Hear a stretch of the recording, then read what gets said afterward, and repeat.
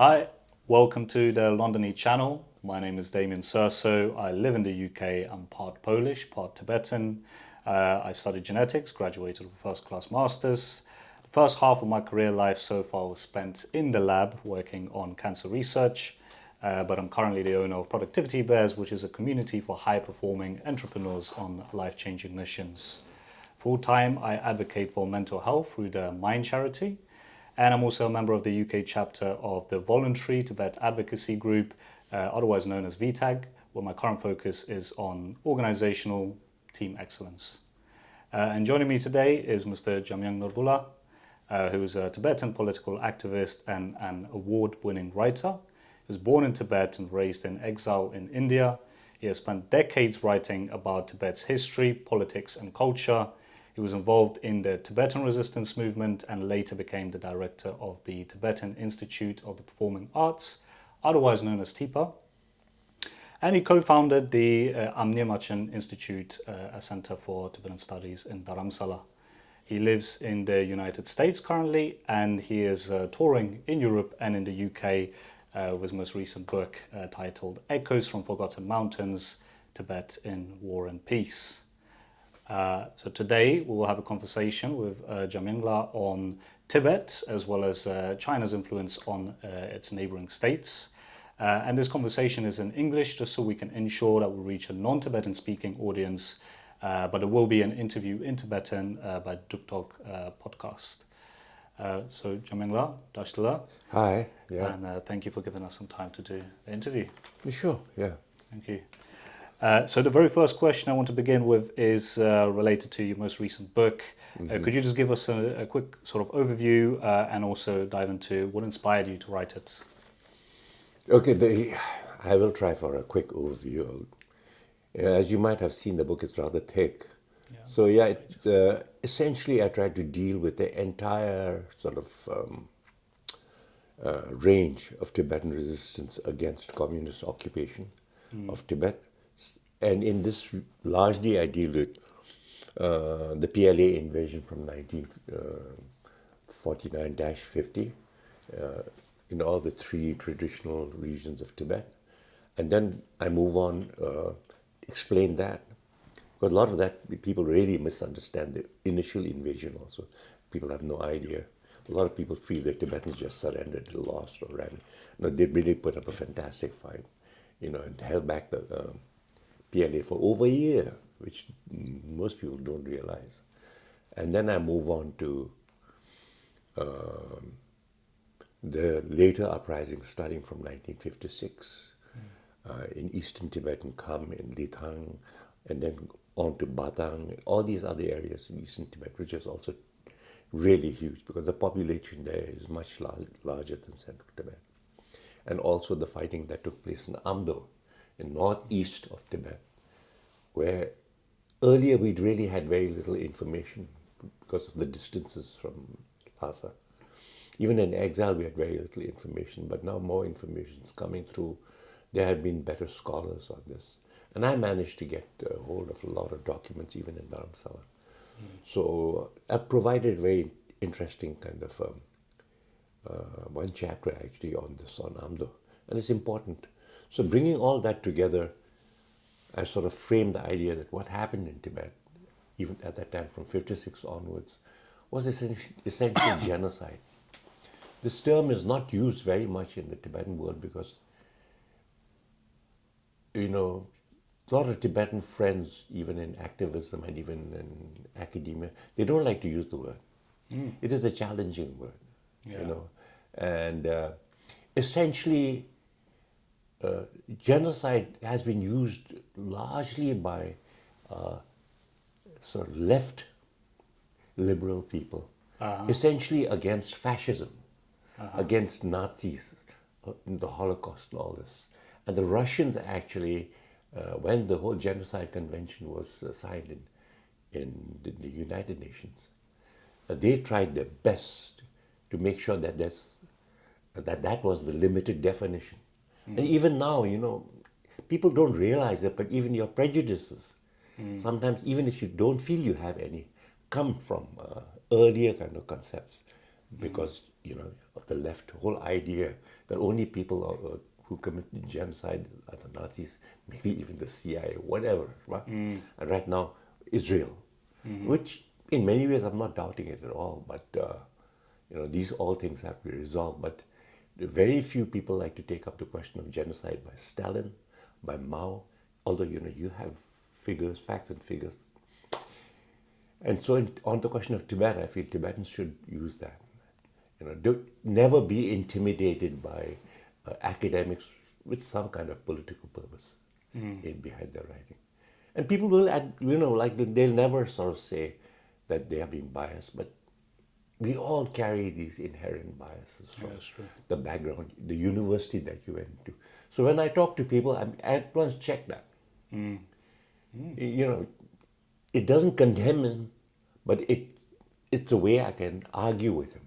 Yeah. And I've dealt with this thing since the late 60s and suffered a lot, made friends that I shouldn't have. People who were really, in the end, after the whole Dalai Lama, all the kind of excitement about him receiving the Nobel Peace Prize and everything died down, they reverted to, again, say, well, maybe China wasn't entirely wrong, kind of thing. So I deal with all that. Then I move on to the 1959 uprising, a lot of detail, very interesting characters, and then the Cultural Revolution, and even earlier, this whole CIA kind of supported Tibetan, what they call the Tibet Task Force, and all the operations that took place in Tibet, which were major. It's not just one or two teams or a few spies parachuted into Tibet. They trained over 300 agents. About 100 were dropped inside Tibet. Many went overland because after a while they found out that dropping agents into remote areas of Tibet was, was tricky. Many of them died. So, and all the operations that took place there, now there's just too many to go into, but it was big. By that time, towards the towards the 60s, towards 61, 63, it was huge. Especially in what we call Amdo Tome, between Amdo and Kham, the areas, and even eastern Tibet itself. Tens of thousands of Tibetans were fighting there. This was later, after the 56 uprisings were put down. So the CIA was involved a lot. And they benefited also because we provided intelligence to them that they couldn't get. They had very little ground intelligence on China in those days. China was totally paranoid in those days under Mao. It's worse than North Korea now, People, you could never really, even people in the embassies in Beijing, their servants were all basically spies. They're sent by the Chinese intelligence. There was no way they could get anything. So Tibet was the Tibetan kind of resistance was the only way they could get reliable information. Okay. Of course, they had satellites and reconnaissance planes, and but high altitude reconnaissance planes. But there's a limitation to what these things can do. So we dealt with them. Then I talked later of even my own involvement. Basically, I only got involved after the American CIA withdrew their support for Tibet. But then we were looking for more sponsors to at least get money to set up networks. So I worked with the French external kind of security. It's called the SDEC. I think the names have changed. And I'm not going to try to pronounce the French name, but I trained over there for a year and a half in Paris. Yeah. On China studies, but essentially also on what you call tradecraft, which is very different from. And these days you have a lot of electronic stuff. In those days, photography was the main thing. And I won't go into detail, but yeah. And then the problems we had in Dharamsala, trying to keep that up, and even inside Tibet. I was involved with the Mustang. There was the last guerrilla force, last base we had on the Nepal border. That we kept up till 1974. I was involved with that. I just want to make it clear that I was not, a big hero running around doing fighting in China. I was more involved in a lot of intelligence work and teaching and stuff like that. So that finally closed down in 74. And then also by that time, China had made some kind of, let's say, very suggestive kind of, they had sent feelers out to Dharamsala about the Dalai Lama's return. And there was some hope within the Tibetan leadership, I think rather unfounded. But then they decided they didn't want anything more to do with active resistance against China. So I was sort of backed out. Okay. Yeah, and no, His Holiness, I met him in some years ago, 2018, and he talked about it. Like he was also worried, like he was saying, even if we get money, where are we going to buy the guns? He actually said that. So I was trying to say, look, there are ways. You don't necessarily need American support. If you have that, that's fantastic. But you can buy guns on that. There's a whole lot of black market on that. And we just need money and. But finally, even His Holiness, there was some hope that he could reach an understanding with China. So by that time, I was the main. I held the China desk in the Tibetan Office of Research and Analysis, which is called TORA. And I was. My knowledge of China, it's not that my Chinese is all that wonderful or other, but I had a kind of basic training on China studies, especially on communist China with the French. Then also I had a huge library on China that nobody else had in Dharamsala. I used to subscribe to special periodicals from Hong Kong. And, I managed to understand what the hell was going on. It was very complicated. It's even universities like in Harvard, they really misunderstood. They just, look, Mao Zedong is agrarian reformer. He's not a radical. They thought that, the whole question of famine in China, we now know that 30 to 50 or whatever the numbers are, people died. They refused to accept that. In many of the Western universities, they said this is just CIA propaganda. Okay. But then there were actually good scholars even in Hong Kong who were saying all the refugee reports we receive tell us that. And it was the world's largest, most severe famine. It was man-made, caused by Mao. So the problem really at that time was we had very little people paying any attention to us by that time. Even papers like Guardian these days that we sort of half trust because they've exposed certain things about Washington. It's completely sort of, like a left-leaning, near Maoist kind of publication. Many universities. It's only when, after Chinese themselves, after Mao died, and some of their leaders came out, they said, yes, this is terrible what happened. This was the worst period. And this was everything. What happened to Tibet was terrible. And, they made that admission at that time. They wanted to get into, because China itself was totally bankrupt after the Cultural Revolution. They needed Western investment. They needed technology transfer from Japan and the West. They desperately needed that. For 10 years, higher education had been completely stopped in China because of the Cultural Revolution. Schools are closed because headmasters and principals had been hanged and beaten. And it was just crazy. Industries had closed. Agriculture had come to near a dead stop. People were just planting small things and selling it by themselves. They weren't even paying attention to the center by themselves. So when that happened, then of course, everywhere, then the Dalai Lama sort of, was being, thought for kind of like being, his name was suggested for a Nobel Prize. And then everyone started coming to Dharamsala.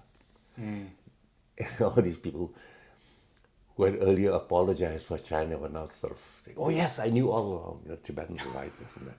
I swear I'm not exaggerating. Really? I am not exaggerating. That's quite typical. Everyone whose books even I had, where they'd written it on, they came to Dharamsala, and wanted to make a documentary. And, basically it's, Western academia and so much of the intellectual world, there is an exploitative part about it, self-serving in some way. So they wanted to do, even that this guy had been saying nasty things about the Dalai Lama, he wanted to do a documentary. And people in Dharamsala didn't understand. They thought these were news people. I'm telling, no, no. These are guys who had done this before, who were against us. But everyone was so thrilled. So you couldn't believe the volume of people coming to Dharamsala to do interviews with His Holiness, to do a book. And so many new books came out. And then sort of exploiting the Dalai Lama's kind of kindness and whatnot. And, so I won't go into, but that was the scene. And, that was the whole cultural revolution, the post-cultural revolution. But I should tell you something a little about the cultural revolution itself. I won't go into details about it. It was a terrible, terrible sort of internal fight within within Mao Zedong and his top people in the Communist Party for power, essentially. Yeah. And they used the proletariat, they used the people to fight for them through all kinds of campaigns. So there was young people, teenagers, fighting with each other in different sort of factions. One loyal to Mao, one, maybe slightly different. No, real savage fighting. Starting with spears and knives and stones and, all over, even Lhasa. And then later on with AK-47s and RPG, which is supplied to them by the army, who were taking one side also. And then at that time, all over Tibet, this faction fighting, and it was going on in China. And then what happened was in a place called Nyem in central Tibet, one nun who had been totally traumatized by the closure of the monasteries, the death of her lama, the struggle, the beatings, she began to have visions, very young, like Joan of Arc. She had visions of this great Tibetan hero called Gesar, an epic hero. And she convinced the people in her district, they were battling, to come under her and to fight the communists. And she started a war against the PLA, destroyed a few garrisons. Then later, it spread all over central Tibet, up to Chamdo. And the Chinese authorities got really nervous. In the end, after a year, they sent in about 500 trucks, like a few thousand PLA troops. And there was real war, finally, between her and those people. In the end, most people, Tibetans, were killed. Many committed suicide. She was arrested with some of her followers, taken to Lhasa. They had a public sort of tribunal set up, big thing, And finally, they executed her. And so she's a big hero. And even I know young Tibetans, there was a group of feminists, I think it was, I'm not too sure. Maybe I'm speaking out of turn. One of them came out, they had a discussion in Colombia, and she talked about, her name is, this nun's name is Tinle Chudun. That Tinle was a real inspiration to Tibetans. She was like Joan of Arc for them. And that she was keeping up the struggle for Tibetan independence at the worst period during the Cultural Revolution, after the famines and everything. And in a sense, she succeeded, I mean, she died a really horrible death, but yeah, so what I'm trying to do in this book, by relating all these disparate kind of, let's say, struggles of the Tibetan people for their freedom, like I'm trying to sort of knit a continuity through that. And so that people can understand that this is not just, let's say, spontaneous events that are happening in different parts of Tibet. No, there is a concept, a belief system in all these people that they are Tibetan. Right? Yeah, yeah. And they don't want to live under the Chinese. They needed their freedom. So I go on till the end when I visited, after it all closed in 2008, I think it was, when in Colorado, the remaining CIA kind of personnel who had been, part of the whole program, they managed to get some members of Congress to agree to set up a plaque in that training area in Colorado and what they call Camp Hale, which is really high area where Tibetans were trained. They had a training base there. So to a memorial plaque to all these brave people who fought. So we were there, we had an event, and it went wonderfully well. And all the old, there are very few CIA personnel left there, but their children and all came because it's important for them. Their fathers and talked about it a lot, meant a lot to them. So I talk about that, and then I discuss what's happening these days, how the struggle still goes on. Because there's no way we, under the current regime, that any kind of militant struggle can take place. And even peaceful struggles are difficult these days because China has a tremendous security apparatus in Tibet. I mean, all over China. China, I mean, I'm sure most people are aware that, their defense budget is second only to the defense budget of the United States. Yeah. But China's defense budget, in some ways, is nothing compared to their internal security budget, which is larger. Uh-huh. And there, per capita, the spending of that budget, Tibet is the largest. Uh-huh.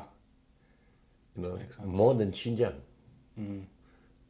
And of course China, but we are the largest. And they've managed to reduce Tibet everywhere informers. No, not only physical, it's a human informers, but after all, electronic, what have you. They've got all the systems. I won't go into detail now. Yeah. The most sophisticated, the latest in this sort of surveillance technology the Chinese have got. Tibetans can't do anything. Have a meeting with even a friend. And the Chinese, Gong'anshu, the secret police, they know what's going on. So these days, the only way for a Tibetan to express the fact that he doesn't want to live under China, he just buys a container of gasoline and a lighter and burns himself, right? And then now the last count we have 172.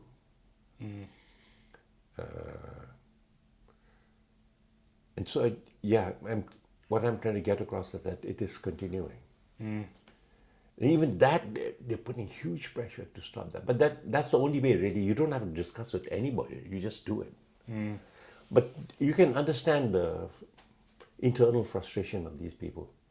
To be able to do that as a kind of expression of your dissatisfaction with the political situation in Tibet. So for me, it's really important that all Tibetans should realize the struggle that their whole nation and everyone in that nation has been involved in. Because one thing right now, His Holiness and a lot of the monastic establishment, they talk a lot about kindness, non-violence, this and that. But the Tibetan struggle has never been non-violent. From day one, it's been militant and fighting. Courageous. A lot of what the discussion now about non-violence and a Gandhian way and stuff, it's very recent. It came out after we came into exile, and then they're trying to figure out, what's going to sell to the Western crowd. Yeah. But what I'm trying to say is there's been this great misunderstanding about the Tibetan struggle. And people should realize that it was heroic and it was epic. And that's what I tried, to give to my readers in my book. And essentially my readers, I wrote this book. Penguin was published in India, and they did, I'm thankful to that. But essentially I knew that book wouldn't sell. Earlier I wrote The Mandala of Sherlock Holmes. This was a bestseller, even in this country. So, but this one is not going to sell. But I didn't do it I wanted to leave kind of a legacy, a literary, political legacy to younger Tibetans, to get them to understand what it's all about. And there's no way it can be done by giving them advice or lecturing them, but just letting them know what had happened before. You know. That's my book. So any more questions?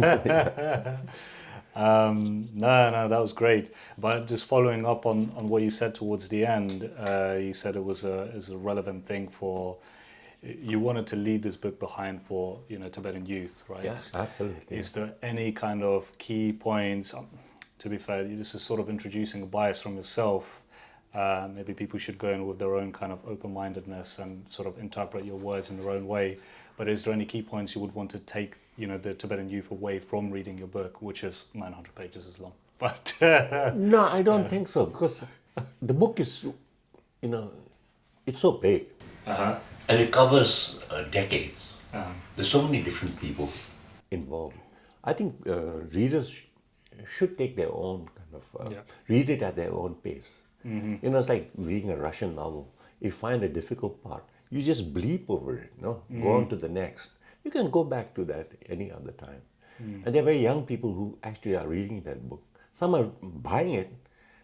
It's like a kind of souvenir. They're holding on to it. yeah, And some read. I mean, I was quite impressed with the number of them who just actually came to my kind of research center, just boasting that they had read the book, and like you see they really thumb through it, and they seem to really like it, and it's given me a lot of reassurance that what I've done is not wasted. And recently, even in Paris, when I was giving my book talk, the great thing was that even French academics there, people I knew before, someone had gotten hold of the book. They seem to really like it. They like the story. Because essentially, I'm not a historian. I'm a writer. So this is literary work. yeah. So for them, it works on all levels. And so I'm glad. Yeah. Of course, I'm not going to oversell the book. But I've not yet had the chance to read the book, because at the time when I was invited to do the interview, there wasn't enough time for me to actually buy it and read it.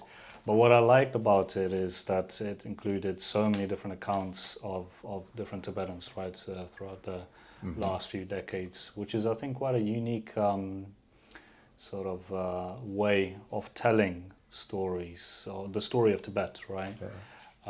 And we had a conversation earlier before we started recording about the details, again, which I also believe that the details is the sort of important part, and sort of allows you to relate to people, to sort of beliefs, ideologies, and so on. So yeah, I find that quite nice. I'm gonna have to give it a read. It's gonna take some time for it to arrive to my house, though. Now, and even 2 the weeks. people involved in the March '59 uprising. One of the spies I'd actually met, Agent B, our own person on the ground, was a blind beggar. Okay. It's called Chisum. And he was wandering around Dharamsala, and he had been interviewed actually officially. And he had been, in Lhasa, he was going around delivering messages for all these kind of underground groups that were plotting against the Chinese. And he was not suspected because he was a beggar, Yeah, blind as and well. blind. So his story is really interesting. I even have a photograph of him. Nice. And I've got photographs of many of these people. Unlike most books written on Tibet and even Tibet resistance, sometimes they have photograph of Andu Kompotashi or one or two others. But all the minor characters don't have names. For me, everyone who's and I've done very small photographs, postage stamp size, of many of the players, and that's what a lot of people like. And with his name, where he comes from, what he was doing there. So yeah, these were really, really important. And the one thing I have to tell you, and which some people really like, is the main hero in this book is not one of these great tribal chieftains or a great warrior or official or the Dalai Lama even, or the Dalai Lama's brother who was involved, It is a simple peasant boy, an orphan, who had a difficult childhood. Finally, he got into the Tibetan army, and later got an opportunity to study in the Lhasa Mensikang, the medical school. And real tough character, but good doctor also. And he later fought in the '59 uprising, right in the middle of Lhasa, in the Jokang. So his story is amazing. And then after he managed to escape, and that area was in flames, and they're fighting, and Chinese tanks were coming in, and he managed to get out to India. He again, the CIA wanted to train Tibetans, so he signed up for that. And he was trained in Colorado, and he was dropped in the last team of guerrilla fighters, experts, or radio operators that were dropped in Markham in eastern Tibet, the last point of the big resistance in Tibet. All his buddies, and that whole resistance, thousands of them died, massacred. He sort of was one of the last people, and he said, he had just run out of bullets, basically, for his Garand. And after he put it into his last magazine, he finished it, he was trying to pull out his pistol from his shoulder holster. And the Chinese soldier came, knocked him on the head. They took out the poison, his... poison pill. Yeah, I think it was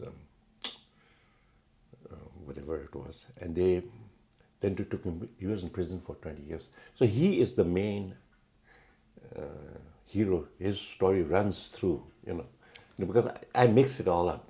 And, it's, the story is not told sequentially also. It's like there's a lot of back and forth, which some younger people like.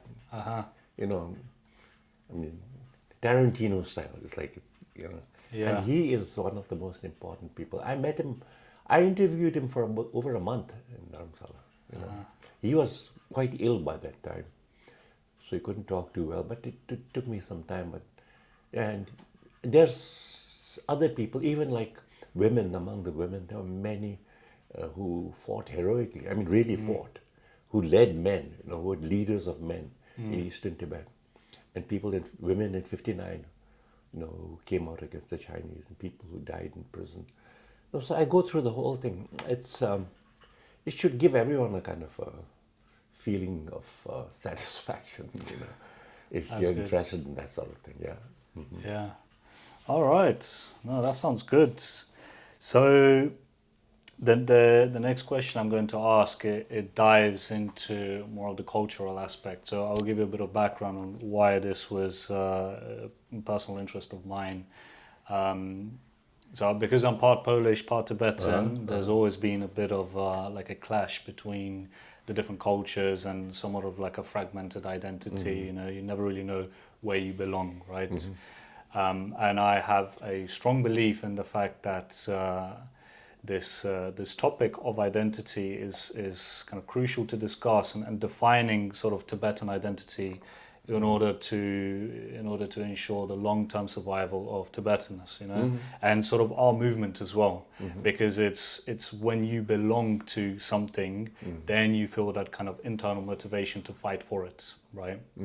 So with that sort of belief, I would love to hear your thoughts on this question, and that is your thoughts on what role does maintaining that cultural identity or defining it, or what role does culture sort of an identity play in the broader political struggle? No, it plays, of course, I don't have to say it's a defining role, but especially in the Tibetan world, I think the whole, especially with language, it's one of the most powerful tools actually the Tibetans have. If you think about it, for the size of the area, the whole Tibetan plateau. Now, I'm not just saying central Tibet, but even all of Amdo, and which extends into China and Kham, it's as large as Western Europe. Big. Maybe even a little bigger. But how many languages are spoken in Europe? Yeah. And plus, there are languages that don't even belong to this whole stream of, the whole Indo-Aryan kind of language group, like, Basque, completely alien. In Tibet, One language is spoken. Maybe there are little different dialects here and there, but still. And the writing is the same. That is why there is people from Amdo were totally alien to the Tibetan sort of situation in Dharamsala. When they first came in the 80s, for about 5 or 6 days, 1 week, you found it difficult to understand. But then your ears attune because the language is essentially the same. Yeah. And then you get it. It's just some certain accents, the way selection of words, So that language is huge, and this is a gift from the Tibetan Empire. Because whole of Tibet also, like, first thing, Tibet became Tibet not because of Buddhism, but because of war. This was a military empire. And it was the genius of the military empire that even they sent people to create that language, to study in India, because they didn't want to take Chinese, which is another kind of option. So I think language is so important. But then there are other things, but I won't go in, because I was director of Tibetan Institute of Performing Arts, and I feel these things are all important. But, and then of course there's, which I also study, I mentioned in the book, is the question, Tibetan Ling Khesar epics, the Ling story of the great Tibetan king Gesar, the great epic, which is still very powerful in a lot of places in nomadic areas in Western Tibet, but also in Eastern Tibet now. And that, I think, is really important also for Tibetans to keep up, because people use that, the whole Ling story, in a way of framing their own resistance against the Chinese. Yeah. Like the nun that I mentioned earlier did. So there are all these aspects, and there's too many really to go through just now in one interview, but I think that's really important. But at the same time, I don't think we should get too hooked on the question of culture. Because, cultures change. They do. Yeah. And comes and it goes, but, there's the land. That's where we're from. And that has to be permanent. That our kind of connection to the land must be, must supersede everything else. And I think Tibetans should realize that the struggle for Tibetan independence, for freedom, comes number one. That even on language, it's not there's a threat to the Tibetan language. You know the language policies the Chinese government are following. And a lot of people are worried. They think this is like the final death blow. I don't think so. Look, Poland, take all of Eastern Europe, especially the Baltic nations. They were losing their language under the Soviets. So really, the Ukrainians couldn't speak Ukrainian. They had to speak Russian. And if people even in Poland wanted to get up in the Communist Party, they had to start to learn Russian. Yeah. No, I mean, they were forced to study Russian. Yeah, and at the time. you had to in order to even advance yourself in any way in that system. Yeah. But after the whole Soviet Union collapsed, hey, people was beginning to go back to speaking their own language, right? So I think Tibetans, yes, we must fight against Chinese attempts to kind of impose a kind of linguistic genocide on us, but there's a difference between what happened to Native Americans, and even in Canada and the United States, and how they were made to lose their language and culture by Christian missionaries and the government and so on and so forth. Because the disadvantage they had was they're only operating in smaller tribal units. Or even when they talk of nations, these were really composites of certain tribes. It's not as extensive as the Tibetan Empire. And so they're more vulnerable because these units are much smaller. And so all speaking different languages. There's no one Native American language. Some of them are completely alien to each other. So of course they had problems, but Tibetans I don't think have that. And plus Tibetans have a very, very rich written language, which Native Americans, except for the Cherokees down around Georgia, Tennessee had.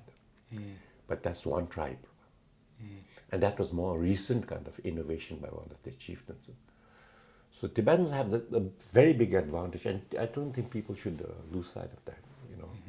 So they shouldn't get too paranoid on one hand, but they should always remember the main task that all Tibetans have now is not culture, not even like, although I'm a director of former director of the Tibetan Institute of Performing Arts, not dances, not even song. I mean, get your country back, get that territory back. As impossible right now as it may sound, I think just concentrating our efforts on doing that will in some ways enhance the preservation of language, culture, everything else, come together more. The fragmentation that we have at the moment in the Tibetan world, on everything, comes because we gave up our goal for Tibetan freedom. This is the main, if you look at the whole, Yeah. let's say, the bickering that's going on in the Tibetan, it's essentially on this.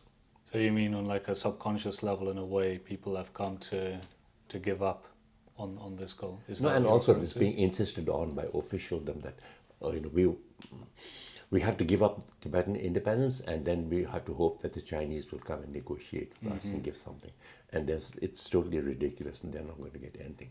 But nonetheless, because of that position, there are a lot of secondary players who are using that in a way to get themselves into political office or positions of power, whatnot.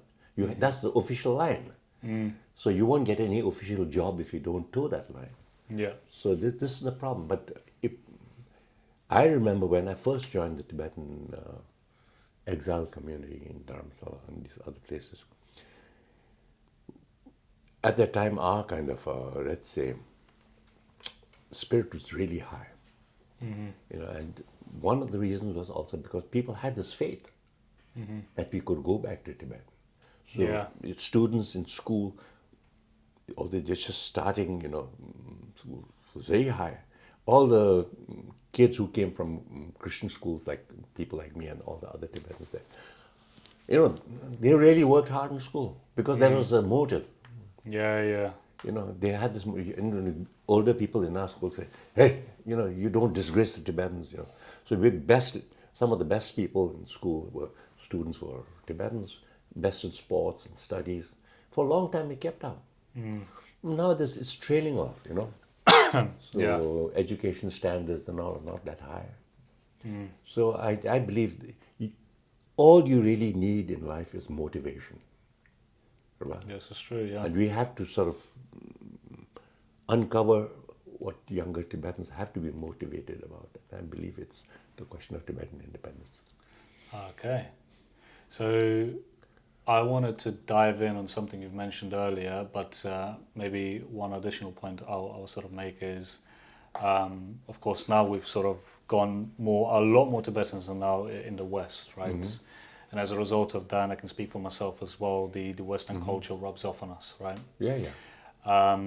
Especially for the youth, right? I know for a fact that a lot of the youth are somewhat disconnected from their Tibetan culture, as well as the cause, everything it represents.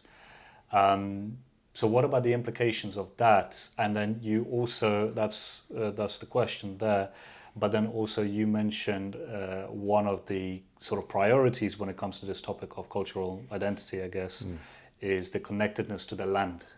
So what does that kind of look like for those, I believe the term is third generation Tibetans, right? Like myself, I've never been to Tibet. Hopefully I'll get to one day, but I have to face with a scenario that maybe I want, right?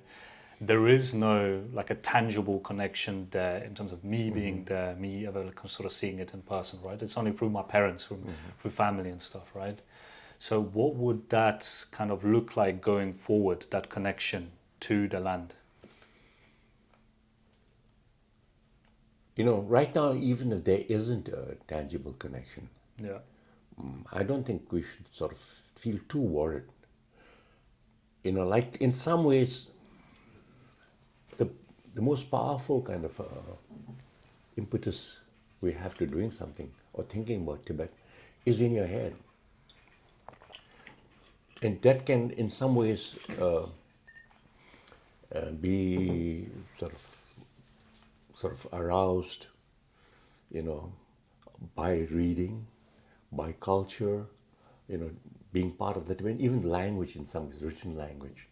Like if you are a good Tibetan calligrapher, it is an art form. So younger people, like, they should get involved in all these different things. It keeps you, the connection to the land is not just a physical one. In the end, it's in your head, right? And I think it's so important that we manage to pass this on to another younger generation, even for even 10, 15 years, hopefully less than that. But if you think about it, it's like religious faith with the Jews, right? And this is not sort of politically correct to talk about this, but that sort of ties to the Holy Land, to Israel, it's all head driven. It's driven by their religion and by what they remembered and the songs, the teachings of the Bible, everything. For the Tibetans, there has to be a substitute for that. It's something we create over time, and that's what we did in Amnimachan Institute, to provide that. So yeah, I am not too concerned about this, but because I think if we stop our quibbling among ourselves and we get something way to present this to the younger generation. Tibet is very cool in some ways for me, especially. I find it hugely interesting. There are many aspects of this culture which are really positive, sometimes really surprising, and in some ways rewarding to oneself. Even if you just take the way Tibetans took Tibetan Buddhism, it's one of the biggest translation projects ever undertaken, I think, by man. It's not just you translate one Bible. You're translating libraries, not just the official, Kanjur Tenju libraries, also hundreds and thousands of volumes, but biographies, this, that, and others, and histories. So there's a very rich literary world in the Tibetan. So just learning Tibetan for younger people, if you're not, look at the academics who are just, even Western academics who are sometimes absorbed in this. Yeah. It's their world. So they feel more Tibetan than anyone else sometimes, So I think there are many, many different ways of keeping this whole project going. And on another level, I think it's important for Tibetans to realize that China, of course, I'm not going to make any prophecies about falling apart, this, that, and the other. I don't know. I think it's a wrong kind of thing to do, but it's not a very stable kind of system. The Chinese system. Yeah. And if something, even when the Manchu Empire fell apart, it happened very fast, practically overnight. So with this system, especially now, I don't have to spell out all the problems that they have, but who knows? And that keeps us motivated. Yeah. And I believe there's always a future for this whole thing. So I find it interesting that you mentioned sort of the stories, like the nun that you use as an example for how she inspired Tibetans to protest, right? Would you say that's sort of one of the main things that could inspire people to continue that fight? Well, there's this, and then there's many others. This collection, I think if you go to the store, I think people are just going to find this. their own inspiration. Yeah, they find little bits of their own and reinterpret in different ways. So yeah, I really am on that sense. I'm rather positive. So yeah, I think the inspiration is there. The whole thing is for Tibetans to just realize in some ways it's not only inspiration, but it's just interesting. Yeah. As a culture, it's really interesting, and It is. you see how it's kept together. Like, I won't go into detail. I always say that I won't go into details, and I just do that. But if you take like the map of Tibet, like especially the southern part, all the way from Baltistan, Pakistan, going all the way down through Nepal and into China, practically into Guangdong province, the southern part. North of that frontier, one language is spoken. Even in Baltistan, all these Muslim areas, they still speak a version of Tibetan. Wow, And they're quite proud of it, Yeah, so some of them even keep their Tibetan names Uh-huh. and with the Muslim name. And they were part of that whole Tibetan empire. And all throughout this region, they speak variations of the Tibetan, even inside China, you know. But south of this Himalayan kind of frontier land, there are 442 different languages, you know, many different languages spoken. Yeah, that's true. It's quite amazing, you know. So there is a kind of a unity, even Uh-huh. beyond that. Even if the people on Baltistan, when you look at them, they don't look Tibetan, Well, they you speak know. it. So they look more like some leader of the Taliban, some of them, you know. But I communicate with some of them sometimes, and they're very proud of their Tibetan kind of Oh, wow. the background and the language. And there have been efforts by them even to come out with a newspaper and stuff. And they've had a lot of difficulties from the mullahs there. They tried to put, you know, shop signs in Tibetan, and mullahs have objected to them writing in the Tibetan script. They want them to write in Arabic and, you know, in Urdu. But still, they, you know, why nobody is forcing them? We don't have a ministry of propaganda to put things in their head. Yeah. They have their memories. Right? So one of the things that I guess I'm sort of working on is to do with online information related to the Tibetan cause. It's me and a couple of colleagues of mine, right? So this is sort of like a collective question from us, and I'll give you a bit of context that we sort of put together. So online information about Tibet and Tibetan culture is actually dominated by non-Tibetan sources, whether it's Western or China, and it shapes what most non-Tibetans come across about Tibet and Tibetan culture. I think you sort of touched on that as well, Yeah, right? yeah. The kind of Western idealized perspective. And of course, this raises an important question about representation and visibility in the digital space. So, given your experience and understanding of power, representation, and discourse, what do you see as the biggest obstacles to strengthening information on Tibetan culture, language, and tradition online? And what are the meaningful actions that we can take to drive change? Again, you know, I'll be repeating myself, what I said earlier. Even this problem, you know, when I was in Dharamsala in the 90s, we had problems earlier, but we made this huge effort to overcome this. We had the first internet in Dharamsala uh, at Amni Institute. I bought probably the first laptop there. You know, Yeah. we had we bought out a newspaper in the early 90s. We had Mac, special large screens for newspapers, so you can work actually on the entire newspaper. We had really good designers, professional from the West, you know, who volunteered to do it, designing the first Tibetan fonts in exile. Oh, We did nice. that, and we have, and even up to now, we published a map on Tibet. Really researched, spent a lot of money. We had to buy satellite time and this and that, but it is the best so far. But the problem really is that because we are not part of the official, let's say, discussion about China, official kind of way of looking at this, because this in some way separates Tibetans from China. Okay. So there's never really been an official support for, let's say, even a kind of a way that Tibetans can use all the tools of modern technology to, in some ways, enhance their position, to get their message out to the world. So right now it's individual players, but I think we should really, yeah, you're right. I mean, I should talk with my friends about somehow trying to do something. And you know, at my age now, I can't do that anymore. I realize this is a young man's game. I can't, you know, even just sometimes I have an Instagram sort of thing, but I can't even put the message I want. I completely forget which things you have to press, and I have to ask my daughter, and my daughter is very impatient with me. So what the hell, you know? But this is a real problem. We have to Yeah. be able to overcome it.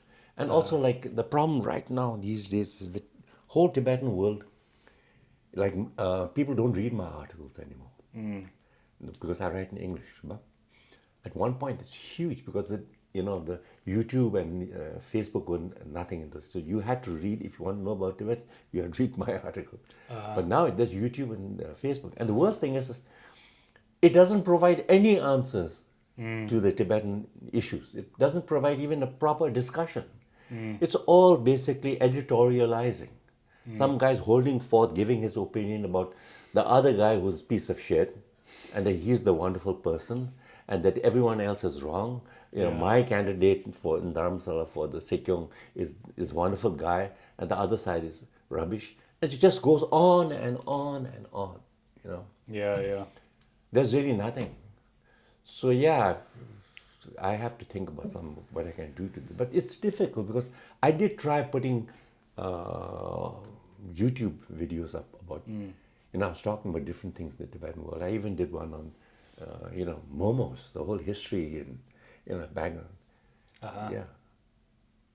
But people are just too fond of conflict. Yeah, this is true. Internal conflict. Yeah. I had YouTube video on Tibetan environmental protection, traditional, how they did it in the past. And it's really, it's not something I'm making up. There are documents, it's documented. I have, reports and this. And Injis found it so interesting, like. But Tibetans, no, they want squabbling. And this is, even when I give a lecture, and I get a whole bunch of slightly older, younger than me, but Tibetans, and then I'm holding forth another subject. They'll say, what do you think of this, our present Prime Minister? And why aren't you accusing him of this and that and other? I said, look, it's not my business. Well, but this is the position that we are all in. And that's why it's really important that something like this comes out.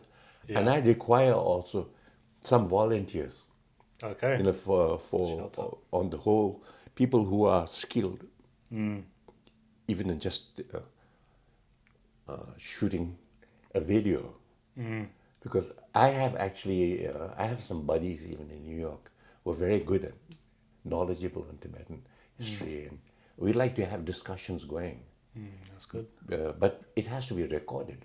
Yeah. And actually with some of these people I know, they can do it in English also. And I think it's really important that we give the Tibetan language people some rest, Yeah. And that we deal with the younger generation, Yeah. like in the United States and elsewhere, who are largely English speaking. Yeah. And give them an opportunity to understand what's going on. So, but for that I require volunteers too. Because at one point, some years ago, I could do it, edit a video and this and that. I had all the thing on my computer, but these days it's impossible. Yeah. So I think that's a special shout out anyway. to the youth. If you could volunteer, Jamyang, I was looking for some volunteers for content creation, social media. Oh yeah, I think absolutely. yeah. Now even these terms like content creation and and I've even if you don't regard, I've been really used to a writing style where you try not to use these new generated kind of terms. Orwell was totally against that sort of thing. Influencers, who gives a goddamn about such term? It's just meaningless. I try to use more specific, harder terms which are common and people can understand. Like I believe language is to make people understand whatever you're thinking. It's not to impress them. That's true. It's not to confuse them. Right? And this is the problem right now with so much of this new language. It's people are expressing their kind of biases. Yeah. And their position on, gender politics, whatever have you, and using all these the terminology to accuse other people. The same thing. Forget the Tibetan world; it's happening in the Western world. Yeah. Right? Yeah. Especially with the younger generation. I think it's really a pity, that there isn't a more kind of uniting kind of language that is softer, but which is more truthful, which is clearer, and which is uplifting. Because Buddha, eightfold Aryan path, one of it is right language. That's what you should have. And he says clearly, right? What is right language? Right language is language that's truthful, which is clear, which is uplifting. right? Yeah, And that's being lost everywhere, not only Tibetans. So So I thank you guys very much. I just wanted to thank you for your time, Jamyang, and for sharing your thoughts as well to the public. For us, it's a special interest in terms of the youth, because they seem to, be confused about the role they have within the Tibetan movement and the future of Tibet. So I'm very appreciative of that. Of course, we look forward to hearing more about the works that you do. I heard from another interview that you did that you are working on some other books, other projects. Yeah. So we look forward to hearing about that. And just a quick reminder, the book that he's just recently released is Echoes from Forgotten Mountains, Tibet in War and Peace. And you can find it on Amazon. And finally, if you'd like to see some more content, more discussions, more conversations like this on Tibet-related topics, please give Londonney a follow. Thank you very much for tuning in, and we'll take care.